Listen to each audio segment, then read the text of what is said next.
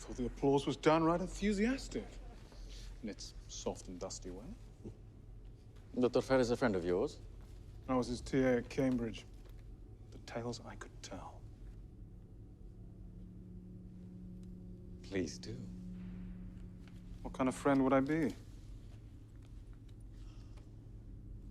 What kind of friend, indeed? Dottore?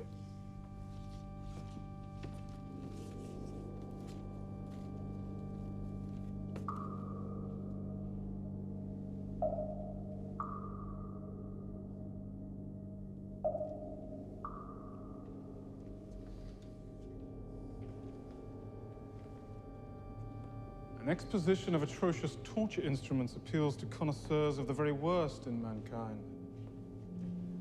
Now that ceaseless exposure has calloused us into the lewd and vulgar, it's instructive to see what still seems wicked to us.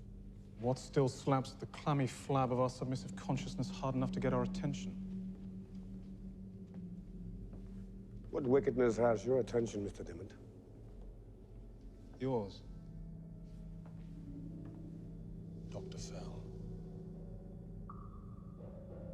I have no delusions about morality. If I did, I would have gone to La Polizia. I'm curious as to what fate befell Dr. Fell to see you here in his stead. You may have to strap me to the breaking wheel to loosen my tongue. You overestimate my affection for the genuine Dr. Fell. Clearly, you found him as distasteful as I did. On the contrary.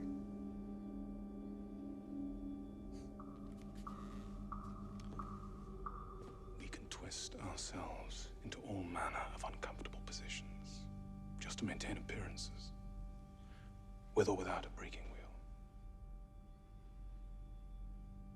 Are you here to twist me into an uncomfortable position?